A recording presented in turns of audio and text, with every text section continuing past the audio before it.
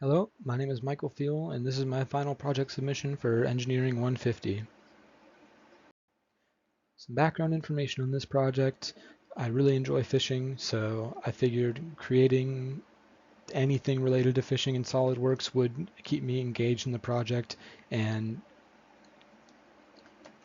make me want to come back and put effort into it and really try to complete it. So that's what I did. It helps that I already had a telescoping rod at home that I could measure and reference and base my design off of, which is exactly what I did. You can probably see the similarities on between the bottom picture and the picture on the right. Having that around really helped me to visualize my final product as I was going through and creating each individual part.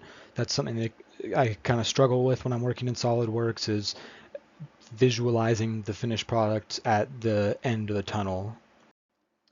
As far as construction goes for the rod, I used mostly lofts. To do each of the graphite rods, it was a pretty simple loft from profile to profile. And then to do the handle, I created a few different profiles to get the contours that I wanted, and then used the spline tool to create guidelines across them and lofted the shape for the handle.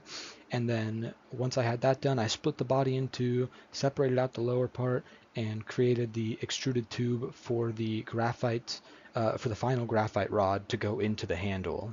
In this picture here, you can see the hole in the bottom that goes all the way through. And the lower section of the handle is the EVA foam.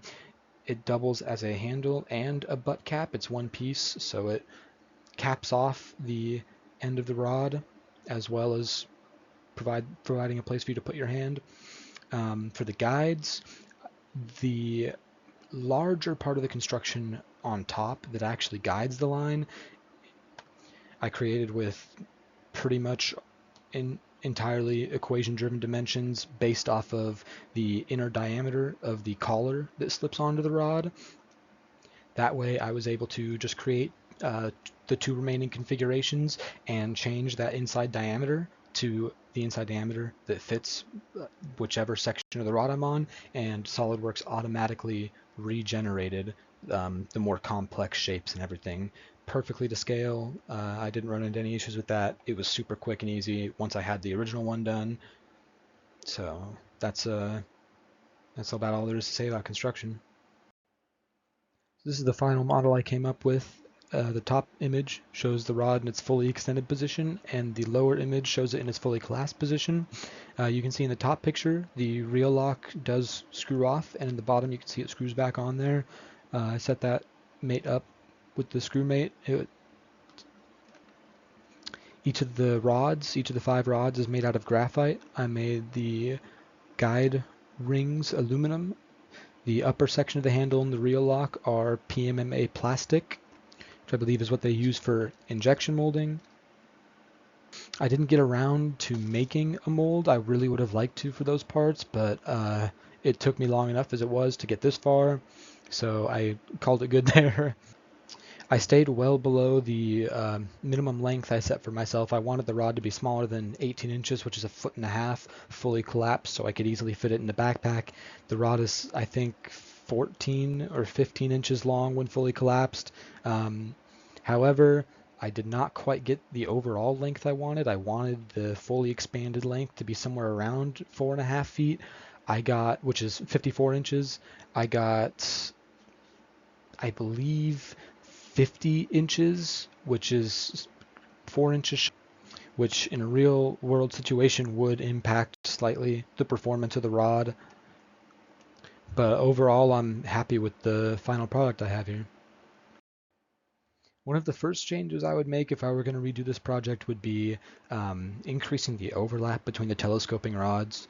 Usually in a setup like this, you would want to have at least an inch or two left. You can see the blue rod only goes into the other rod about 1/4 inch, so that really reduces the amount of bending that the rod can do, that the rods plural can do as a system, because they aren't transferring the force very well to each other. So as it is, this would be a terrible weak point to have, and if this were a real product and I were to bend it, I would imagine that that is the first spot that would break. Another one of the things I would change is increasing the overall rod length. I kind of touched on that in my last slide, but I didn't quite hit the 4.5 feet I wanted to here. I'm within a couple of inches. But a solid rod length is somewhere around 6 feet. And if you can get that out of a rod that collapses to 1.5 feet or less, which I think is entirely possible, it would just, take me some R&D to figure it out. My next point kind of coincides with increasing the overlap. I would have loved to find out how to perform deflection simulations in SolidWorks, not necessarily load. Load is cool too, but like a motion study on how much the rod can actually bend and where it's likely to break. I imagine, again, it would have highlighted one of these parts. But if I had been able to do that or figured out how to do that earlier in the project, it could have saved me from, looking back and saying, oh, I should change that now. Maybe I would have caught it and extended that and fixed my problem from the get-go.